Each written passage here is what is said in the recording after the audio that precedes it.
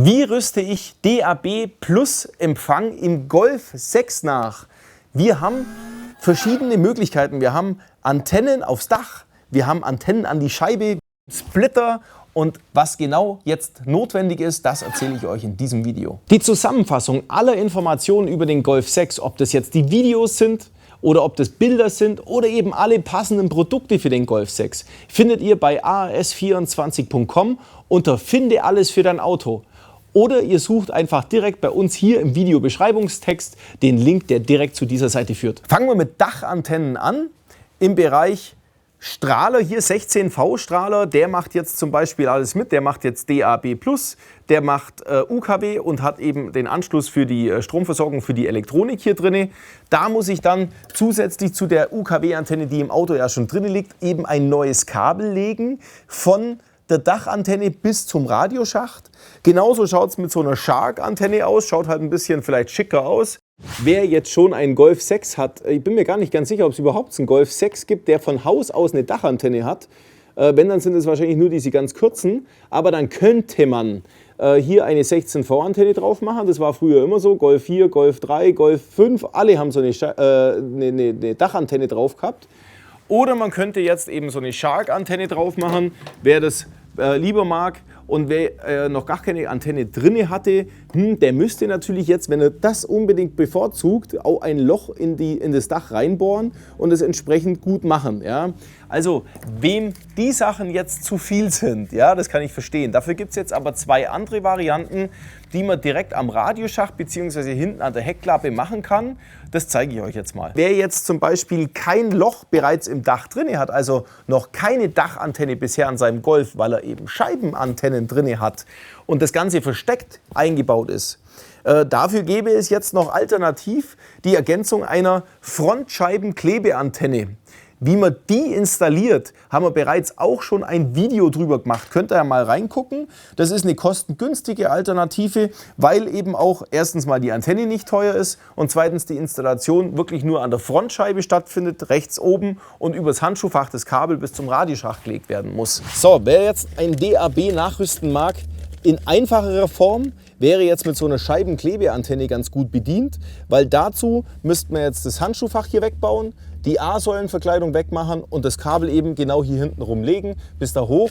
Und in dem Video für Scheibenklebeantennen wird auch eigentlich ziemlich deutlich beschrieben, wie man so eine Scheibenklebeantenne hinmacht. Und das ist zum Thema Scheibenklebeantenne.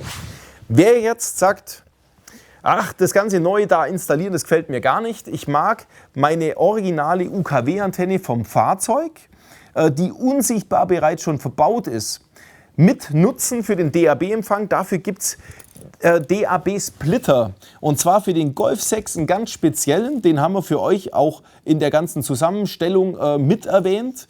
Auf unserer tollen Seite, die wir für den Golf 6 zur Verfügung stellen. Wir tauschen am Ort des Geschehens, an der Heckklappe, muss ein Modul ausgetauscht werden. Dann haben wir einen Splitter, der im Radioschacht wird der dann installiert auf die Originalkabel, also auf unser Original UKW-Kabel, das bereits im Schacht drin liegt und wird dann aufgeteilt in einmal neuen UKW-Empfang und DAB+-Empfang.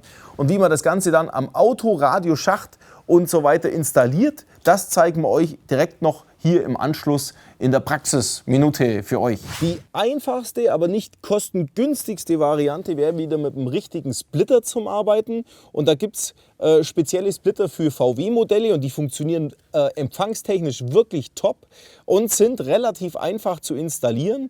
Das wäre jetzt so ein Splitter, der einen Eingang hat und dann einen DAB-Ausgang und eben den alten FM-Ausgang wieder. Das heißt, wir haben jetzt hier für ein Fahrzeug mit einem Doppelfagra-Anschluss hätten wir die Geschichte, wo wir mit zwei Zuleitungen kommen und der ganze Splitter ist dafür aufgebaut, entsprechend damit zu arbeiten. Den stecken wir jetzt mal zusammen. Das ist nämlich jetzt einmal hier. Gehen wir auf die Originalverkabelung drauf. Beide Kabel, also beide Antennen und eins davon geht in den In rein, dann geht es raus mit dem FM. Hier haben wir den FM. Also haben wir jetzt einmal FM wie gehabt, wie bisher Und der zweite FM, der ist aufgesplittet worden für DAB und UKW und das ist jetzt der zweite. Ich habe also praktisch den gleichen Anschluss wie gerade eben und habe jetzt noch einen Anschluss frei, das ist der hier. Das ist unser DAB-Anschluss. Das heißt, ich habe jetzt hier vorne schon mal meinen gehabten Doppel-UKW, meinen Doppel-FAKRA-Stecker und meinen DAB-Anschluss. Das funktioniert bis daher für alle Autoradios, die wir einbauen, die tatsächlich am Gehäuse einen Doppel-FAKRA-Anschluss haben. Für alle, die einen herkömmlichen Antennenanschluss haben, gibt es dann wiederum einen eigenen Adapter, um wieder von diesem Doppel-FAKRA auf einen so einzugehen. Also das heißt, ab dem Moment habe ich DAB-Empfang und UKW-Empfang und zwar auf beste Art und Weise. Und was das voraussetzt, ist, dass man an der Heckklappe verbirgt sich nochmal ein kleines Teil. Das müssen wir auch noch austauschen, weil sonst kommt hier vorne das Signal des DABs nicht optimal an und dann funktioniert auch DAB nicht gut. Wir müssen praktisch dem ganzen Auto sagen, hey, jetzt lass auch mal DAB durch, gib dem auch eine Chance. Dazu müssen wir diese Weiche hier austauschen, um eben beide Signale zu haben, UKW und FM. Aktuell kommt hier nur UKW und FM, was rede ich für ein Zeug? FM oder DAB und aktuell kommt hier nur FM an. Deswegen hinten nochmal austauschen. Also das ist die Adaption für den Splitter für Fahrzeuge mit 2 FAKRA-Anschlüssen, also dem sogenannten Doppel-FAKRA-Anschluss. Und auch hier müssen wir diese Stromversorgung auf das Remote von unserem Autoradio hängen, damit das hier mit Strom versorgt wird, weil sonst funktioniert der Splitter natürlich auch nicht. Also jede Elektronik braucht ein bisschen Spannung. Wäre jetzt hier ein Single-FAKRA, also nur ein einzelner FAKRA drin, dann könnte man den zwar auf ähnliche Art und Weise machen, aber man kommt auf kein grünes Ergebnis, kein optimaler Empfang. Dazu gibt es dann einen anderen Splitter, ja, das funktioniert jetzt ein bisschen ähnlich, allerdings müssen wir hier nochmal ein Kabel ziehen. Wir haben dann wieder dieses Teil hinten an der Heckklappe dran und lassen den FAKRA hier vorne, wie er ist. Und da muss man auch unseren Single-FAKRA mit Phantomspeisung dran machen. Und zusätzlich jetzt eben ein DAB-Kabel legen. Also dann habe ich nicht die Möglichkeit hier, wie bei dem Doppel-FAKRA, ein DAB draus zu machen, sondern ich muss das DAB-Kabel halt separat reinlegen. Von der Heckklappe her aus muss ich das Kabel durchlegen, am Himmel entlang, unterm Handschuhfach hierher bis zum Radioschacht.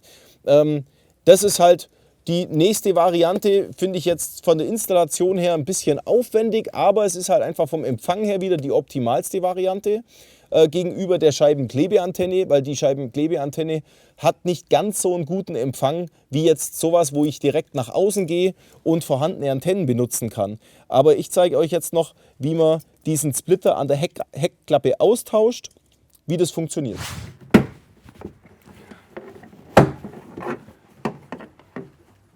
Dann können wir das Ganze so weit ein bisschen wegbiegen, müsst ihr halt ein bisschen vorsichtiger sein, aber hier passiert überhaupt gar nichts. So, wir müssen das ockerfarbene Teil wegmachen. Also das heißt, wenn ihr Doppel-FAKRA habt, dann habt ihr ja 2 solche Anschlüsse drin, die vorne am Radioschacht rauskommen. Und wir müssen den ockerfarbenen, den müssen wir austauschen und wegmachen.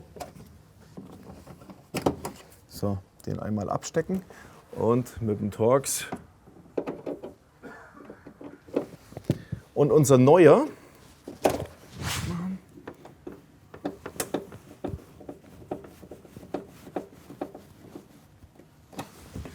und dann stecken wir den an und den auf der Seite wieder dran. So, und jetzt können wir das Ganze wieder hinklicken. Oder ihr habt jetzt eben ein Fahrzeug mit nur einem FAKRA-Anschluss. Dazu müssen wir jetzt sozusagen unseren zweiten Anschluss legen. Dann wäre nämlich auch nur ein so ein Teil hier hinten dran. Und das zweite müssten wir jetzt praktisch von dem ersten absplitten. Der wird praktisch genauso hier oder da, je nachdem, wo es sich dann bei dem Fahrzeug befindet, weil eben nur einer drin ist, austauschen. Das originale Anschlusskabel hier wieder anstecken und den zweiten ebenfalls wieder anstecken. So, dass wir das dann so und dann ein neues Kabel nach vorne ziehen und dann habe ich wieder meinen DAB-Empfang. Und Kabel nach vorne ziehen heißt halt auch hier durch den Ziehharmonika-Anschluss, das muss halt alles weggemacht werden. Das kann man auch, wenn man ein bisschen zart ist, etwas aufmachen.